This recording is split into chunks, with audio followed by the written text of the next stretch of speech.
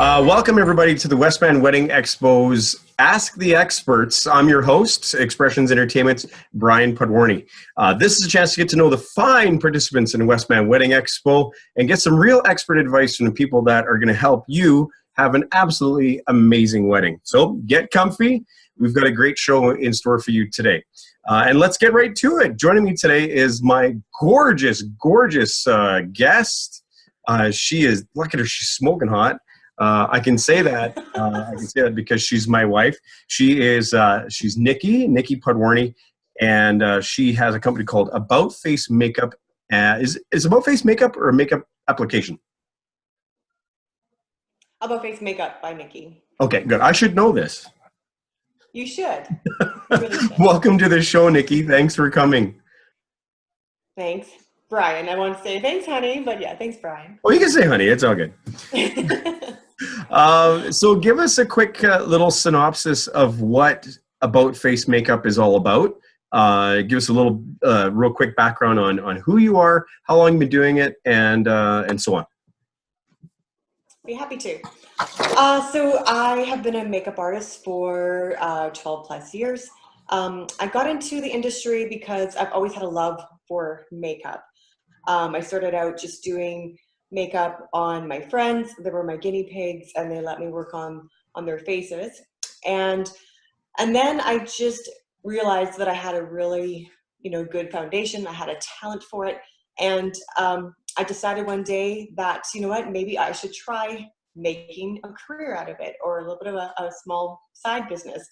And that's exactly what happened. I started in Dauphin. I started doing some small wedding parties there. And then when I moved to Brandon, being a bigger market, I had a lot more opportunity to put myself out there, get the word out about my makeup business.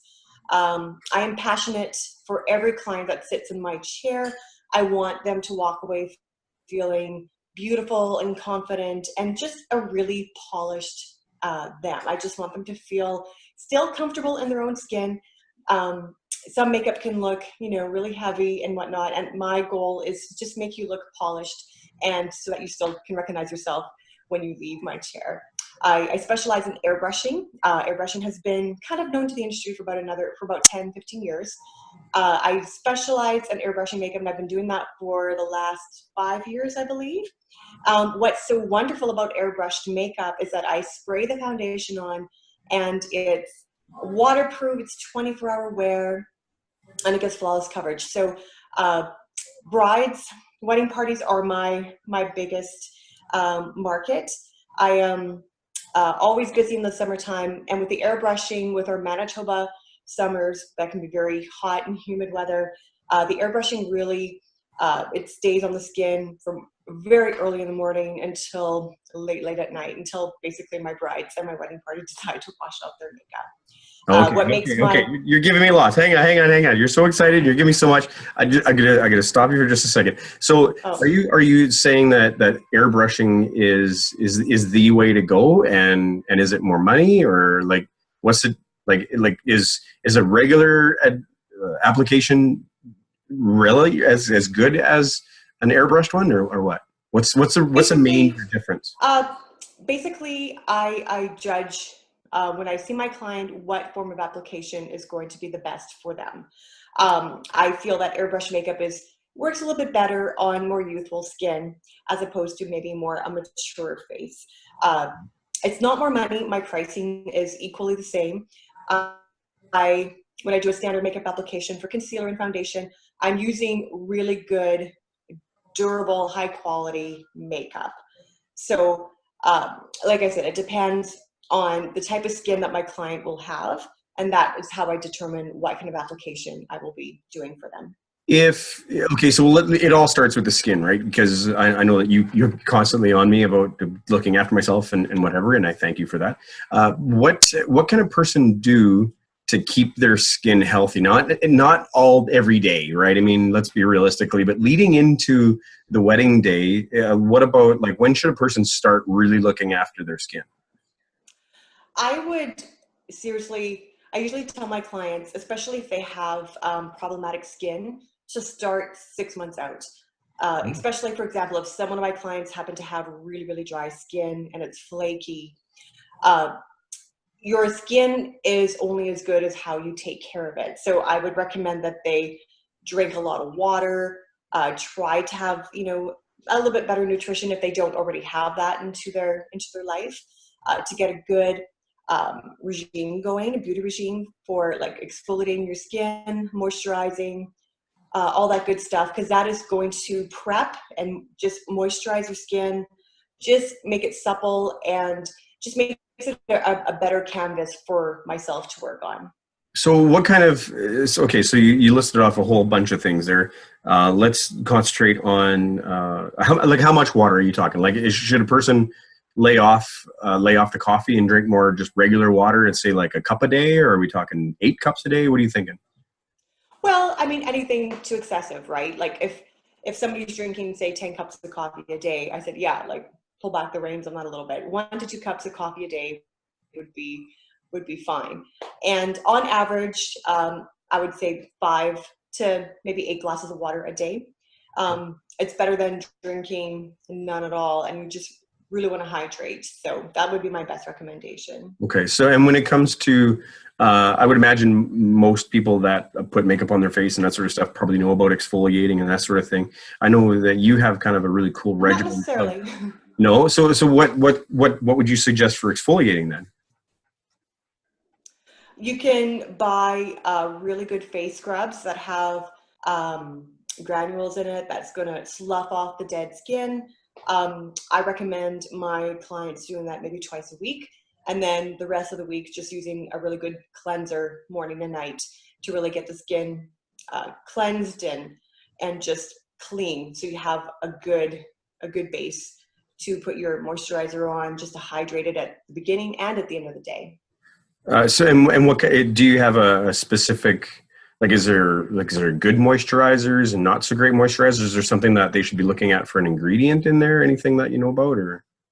Well, it depends on your skin type. Like, for example, if somebody had really oily skin, and actually more or less for anybody, I would say stay away from oil-based products, because oil-based products are going to just clog your pores and make your skin not as breathable. So if you had oily skin, yeah, there's like skin products out there that target towards oily skin. If you have dry skin, there's going to be other products out there that's going to hydrate your skin maybe more than others. So if you're not sure about that, I always tell my clients too to go into a drugstore and just product would work best for them based on their skin.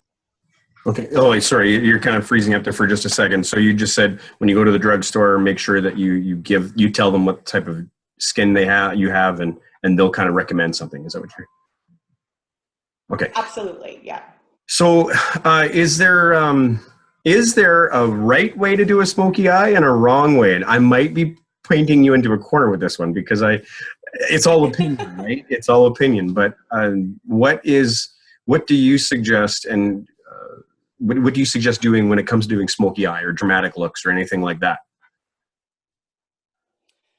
My best suggestion would be, you still want to look like you. And I tell my clients, because sometimes a client will come to me and have never ever attempted a smoky eye in their life, and they'll show me a picture that is very, very dramatic.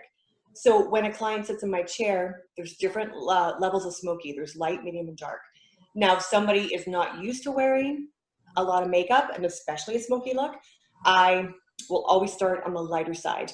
And it's all about the blending. You have to blend out the contouring of the smoky eye, like just so that it's not just like tacked on your face. So once I do, for example, a light smoky eye, before I continue any further, I will show my client the reflection in the mirror, say, is that okay? Do you want it darker? Should we leave it? Do we need to build onto that? And that's the thing. We can always start light, and we can always add on to it if they want that dramatic look. Okay, and one last quick question would be, if you're going to have 3 things in your emergency kit during the day, you're the bride or you're the bridesmaid, you've had your makeup done, and you need to make sure you have a couple of quick things, what would you suggest 3 things would be in your emergency kit? I would suggest having translucent powder. You want to touch up your face if it's going to get oily throughout the day. But even before that, I would also suggest blotting sheets, because if you are going to get oily and your skin starting to kind of look a little too, sweaty or whatnot throughout the day, blotting sheets, you just kind of tap it on your face and it's going to remove that excess oil. Then you can apply your powder and lip gloss. Lip gloss, you want to just looking fresh throughout the day. Lip gloss is kind of my go-to for the emergency. If you have anything in your bag, you want to put a little lip gloss just to kind of freshen up your look for the day. Cool. So those would be my three items that I think every bride should have in their tote.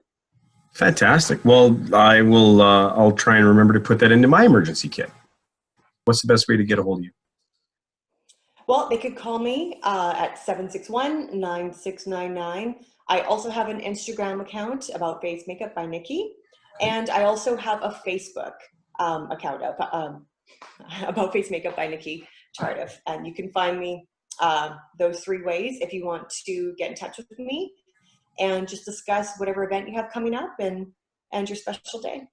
Fantastic. It has been a pleasure having you on my little whatever, this video thing that we're doing. Podcast. Sure, it's the podcast. Yeah, I never thought of that. That's cool. It's pod versus pod here today. Thanks again for your time. Thank you so much for having me.